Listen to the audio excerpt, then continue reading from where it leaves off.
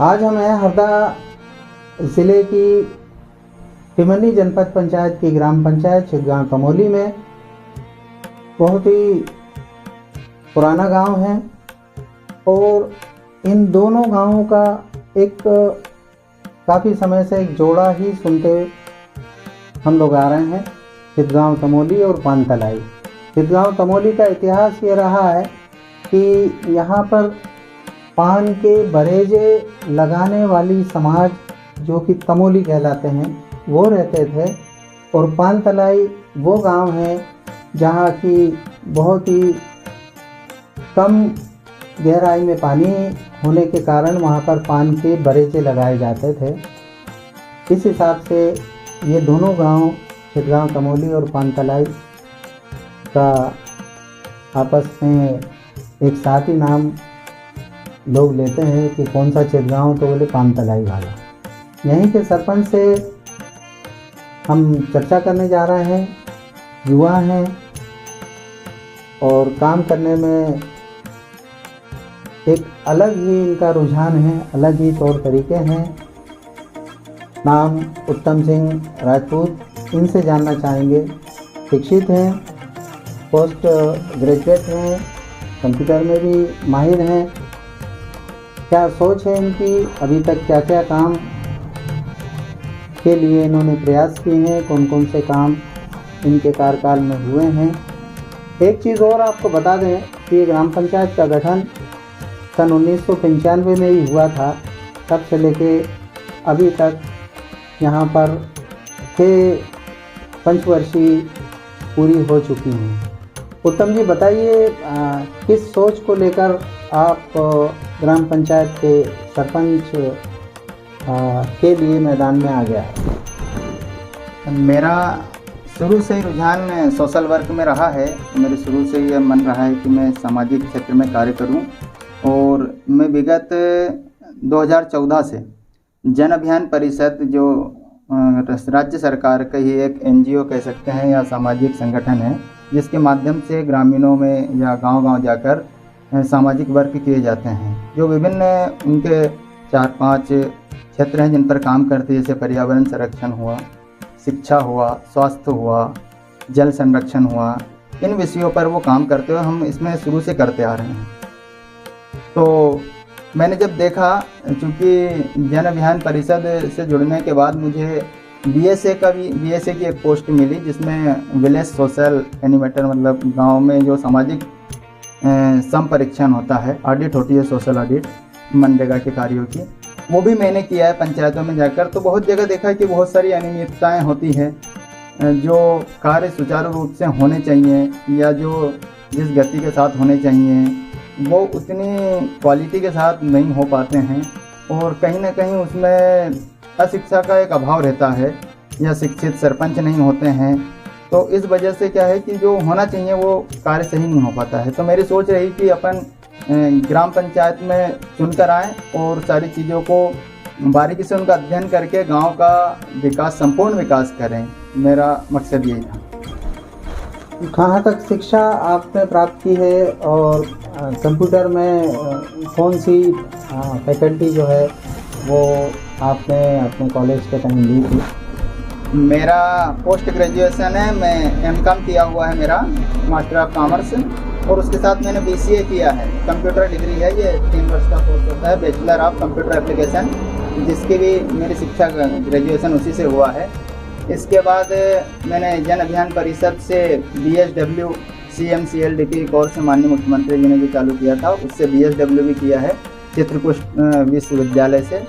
उसके साथ ही मैंने D.Ed और B.Ed भी मेरा कंप्लीट है शिक्षा। अच्छा, एक प्रश्न ये है कि आपने इतना हाई एजुकेशन किया है, आपका पोस्ट ग्रेजुएशन है, कंप्यूटर में भी आपने अच्छी डिग्रियां ली हैं, फिर आपने लोग इतना सब कुछ करने के बाद में सरकारी नौकरियों की तरफ दौड़ते हैं और ज़माने भर की जॉब एप्लीकेशन लगाते फिरते हैं, लेकिन आपने ये जनप्रतिनिधि के माध्यम से सामाजिक कार्य में ही क्यों दिलचस्पी नहीं? मेरी वैसे तो पारिवारिक पृष्ठभूमि भी उतनी सक्षम परिवार से मैं नहीं आता हूँ, लेकिन उसके बावजूद मुझे गांव के विकास की प्रेरणा मिली, क्योंकि सामाजिक क्षेत्र में मैंने काम किया है, जन अभियान में किया है, स्वयं सेवक संघ में भी काम किया है, और उसके अलावा सामान्य परिवार से आने की वजह से जो आरक्षण है कह सकते हैं, इसका भी लाभ नहीं मिल पाता और एजुकेशन के लिए बाहर जाना पड़ता, क्योंकि परिवार सक्षम नहीं है। इसलिए मैं जाके कोचिंग, जो कंपटीशन की कोचिंग करना चाहिए, या बड़े शहरों में रहकर जो आज का कंपटीशन है इसमें फाइट करना संभव नहीं समझता था। इसलिए मैंने ग्रामीण विकास और अपना खुद का निजी कुछ न कुछ व्यवसाय करने की मन में प्रेरणा आई। मतलब आप ग्राम पंचायत के कार्यों के साथ साथ कुछ और रोजगार भी अपने परिवार की भरण पोषण के लिए, भलाई के लिए कर रहे हैं। कौन से रोजगार? मेरा टेंट का व्यवसाय है, टेंट इवेंट का काम करता हूं। उसके साथ ही थोड़ी बहुत खेती है और खोट बटाई से खेत लेकर खेती का काम भी मैं करता हूं। अब हम जानना चाहेंगे उत्तम सिंह राजपूत जी से कि आपके कार्यकाल में प्रारंभ से लेकर अभी तक क्या क्या काम आपने शुरू करवाए हैं, उन पर एक दृष्टिपात करते हैं। पंचायत निर्वाचन के बाद जैसे मैंने सरपंच पद ग्रहण किया, उसके बाद मैंने देखा कि जो गांव की गलियों की दशाएं हैं वह बहुत ही दयनीय हो चुकी थी, क्योंकि ग्राम जो सड़क हैं वो पूरी तरीके से जर्जर हो रही हैं गांव की। तो मैंने जैसे ही अपने पास बजट रहा या फंड की व्यवस्था रही, एक सिरे से पहले तो सबसे पहले मेरा मकसद है कि जो गांव की सड़कें हैं जो जर्जर है उनको सर्वप्रथम पूर्ण किया जाए और नए सिरे से बनाई जाए। तो एक सड़क मैंने अभी 140 मीटर के लगभग अभी नई बनाई है। उसके बाद ही एक नाली ग्राम पंचायत छिदगांव तमोली में ही गौशाला निर्माण का कार्य प्रगति पर है। इसके बारे में भी हम सरपंच उत्तम राजपूत से बात करेंगे, इसी को लेकर के सारी जानकारी देंगे छिदगांव तमोली सरपंच उत्तम सिंह राजपूत।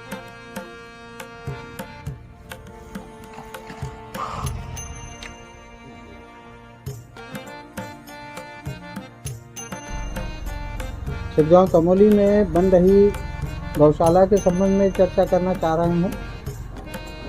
यहाँ के युवा ऊर्जावान सरपंच उत्तम सिंह राजपूत से। सरपंच साहब, कब ये गौशाला स्वीकृत हुई और कितनी इसकी राशि शासन ने स्वीकृत की? ये वर्ष 19-20 में स्वीकृत हुई थी गौशाला, और इसके लिए 37,85,000 की राशि शासन स्तर से स्वीकृत है, जिसमें श्रम घटक और सामग्री घटक दोनों सम्मिलित है। अभी कितना और समय लगेगा इसको पूर्ण होने में? यह बस लास्ट स्टेज पर है, लगभग 15 दिन के अंदर ये कार्य गौशाला पूर्ण हो जाएगी। तो कितने क्षमता इसमें गौवंश को रखने की रहेगी?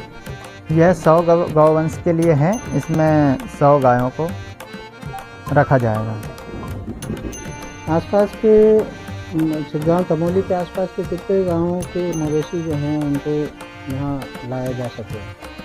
यह अभी तो छिदगांव तमोली के लिए है।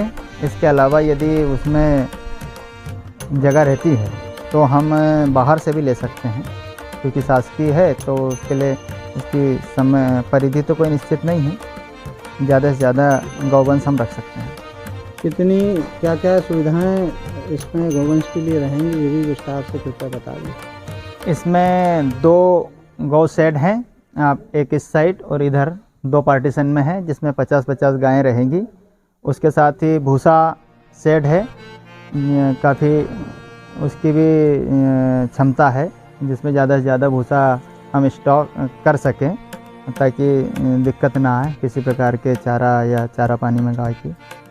उसके साथ ही बाउंड्री वाल है, जिस पर यहाँ पर ये ओपन जगह रखी हुई, जिसमें थोड़ी देर के लिए चर फिल भी सकती हैं गौ, और पानी के लिए बाहर होदी, अंदर भूसे के लिए गोहान, पीछे नाडेप बनना है। ये सारी व्यवस्थाएं इसके अंदर है। ये जो मतलब पूरी चरने की व्यवस्था पूरी गौशाला में ही रहेगी या कोई चरने की यहाँ भूमि है जिस पे जाके गोवंश जो है चर के आ सकता है?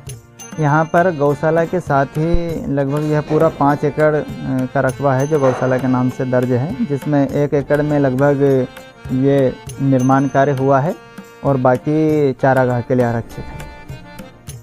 तो देखा आपने कि यहाँ गोवंश की संरक्षा के लिए इस गाँव तमोली में सरपंच साहब उत्तम सिंह राजपूत के नेतृत्व में यहाँ गौशाला का भी निर्माण किया जा रहा है, जिसमें 2 शेड हैं। हर शेड में 50-50 गोवंश को यहाँ रखने की व्यवस्था रहेगी।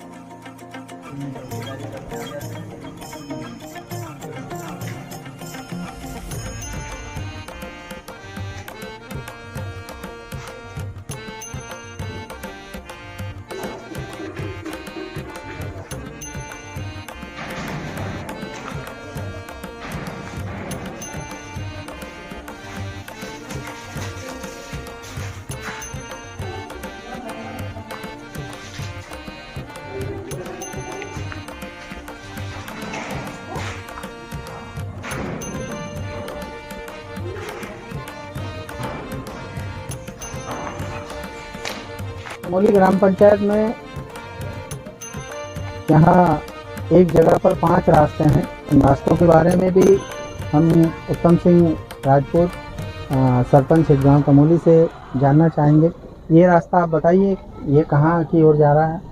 ये सीधा ग्राम कनगांव जाता है और आगे चौराहे से बालागांव भी यहाँ से पहुँच सकते हैं और रहड़गांव के लिए भी ये रास्ता जाता है।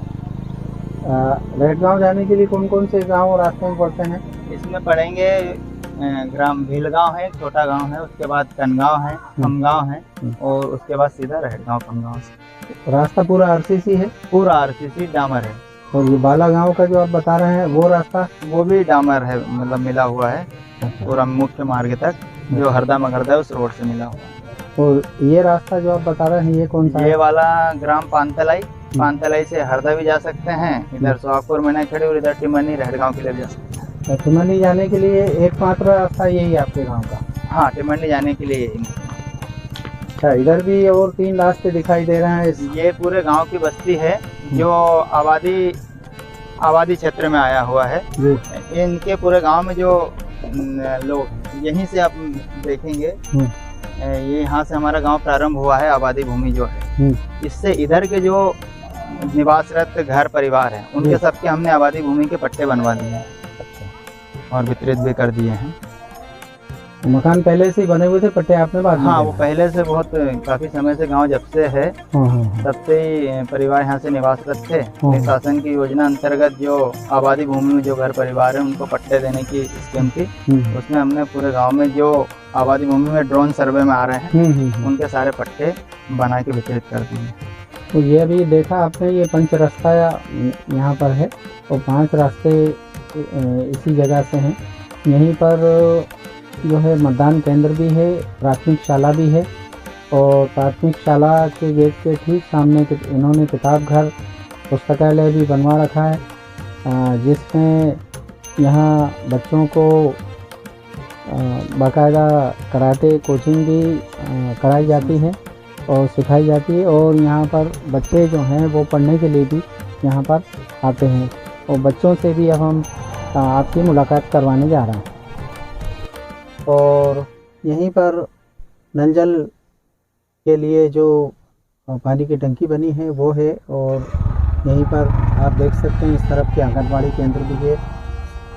सरपंच उत्तम सिंह राजपूत हमें बता रहे हैं कि 2 आंगनबाड़ी केंद्र हैं उनके ग्राम पंचायत क्षेत्र गाँव तमोली में।